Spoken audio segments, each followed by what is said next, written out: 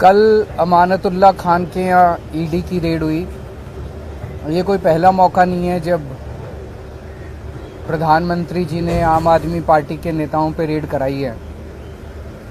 जब से हमारी सरकार बनी है दिल्ली के अंदर, प्रधानमंत्री मोदी जी की पूरी कोशिश है कि किसी भी तरह से आम आदमी पार्टी को कुचल दिया जाए, ख़त्म कर दिया जाए। जैसे हमारी सरकार बनी 2015 में, 2016 में इन्होंने शुंगलू कमेटी बिठाई। शुंगलू कमेटी ने हमारी दिल्ली सरकार के तब तक जितने काम किए थे 400 फाइल मंगाई, 400 साढ़े 400 फाइलें मंगाई। सारी फाइलें बड़े बड़े अफसरों ने बैठ के जांच करी और एक पैसे का, नए पैसे का भी घोटाला नहीं निकला। उसके बाद मोदी जी ने हमारे एमएलएज के ऊपर झूठे झूठे केस करने चालू कर दिए।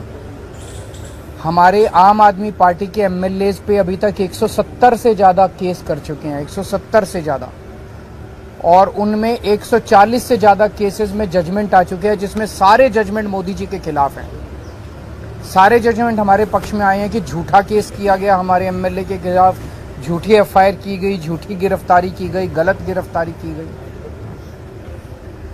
उसके बाद इन्होंने पिछले 2 साल से हमारे मंत्रियों को और सीनियर नेताओं को अब गिरफ्तार करना चालू किया।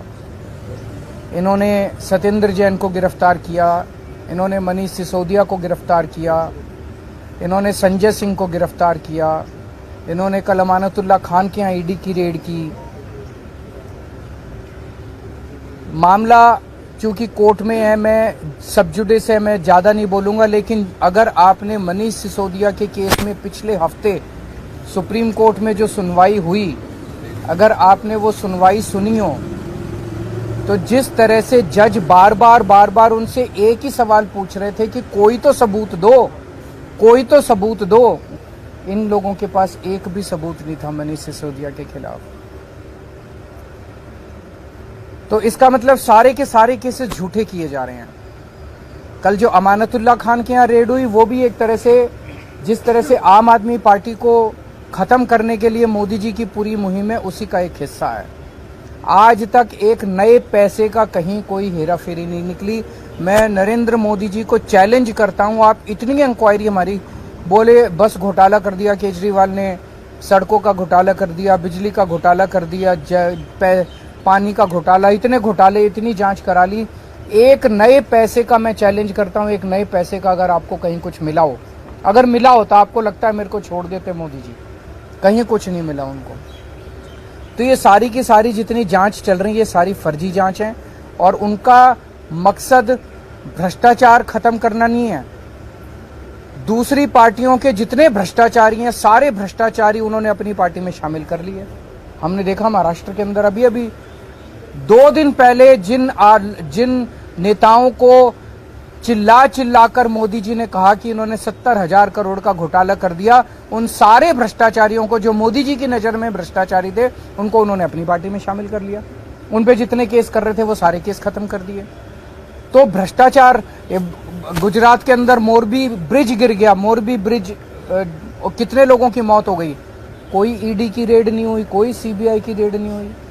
इनके अपने राज्यों के अंदर, कर्नाटक के अंदर बताते हैं 40% कमीशन वाली सरकार, इनकी सरकार को फेमस कहा जाता था, कोई ईडी की रेड नहीं हुई उनके यहाँ, कोई सीबीआई की। बीजेपी वालों के अंदर, उनकी अपनी सरकारों के अंदर किसी तरह की जांच नहीं होती। अभी सीएजी की रिपोर्ट आई है, उसने इतने सारे इनके घोटाले निकाले हैं, कोई सीबीआई की रेड नहीं होती, कोई ईडी की रेड नहीं होती। बताते हैं ये अपने दोस्तों के इन्होंने अरबों रुपए के लोन माफ कर दिए, कोई ईडी की। तो भ्रष्टाचार खत्म करना इनका मकसद नहीं है, इनका केवल और केवल मकसद है विपक्ष के लोगों को किसी भी तरह से तंग करना। बहुत ज्यादा अहंकार हो गया मोदी जी को। आप टीवी पे देखते हैं जिस तरह से वो चलते हैं, उनकी चाल में अहंकार नजर आता है, उनकी जुबान में अहंकार नजर आता है, उनकी बातचीत करने में अहंकार नजर आता है। जिस तरह से वो अब किसी इंसान को इंसान नहीं समझते। और अगर किसी देश के राजा को इतना ज्यादा अहंकार हो जाए तो फिर उस देश की तरक्की कैसे हो सकती है। वो तो अब छोटी छोटी चीजों पे, हर चीज पे वो बदला लेने पे उतारू होते हैं। अगर किसी देश का राजा छोटे छोटे आम लोगों से हम लोगों की क्या औकात है? हमसे अगर बदला लेने पे अमानतुल्लाह खान की क्या, अगर इनसे बदला लेने पे, छोटे छोटे आम लोगों से बदला लेने पे उतारू हो जाएं, फिर वो देश तरक्की नहीं कर सकता। आज देश का माहौल बहुत ज्यादा खराब हो चुका है। पहली बार ऐसा हो रहा है कि देश छोड़ छोड़ के लोग दूसरे देशों की, भारत छोड़ छोड़ के लोग दूसरे देशों की नागरिकता ले रहे हैं। ऐसा कभी नहीं हुआ।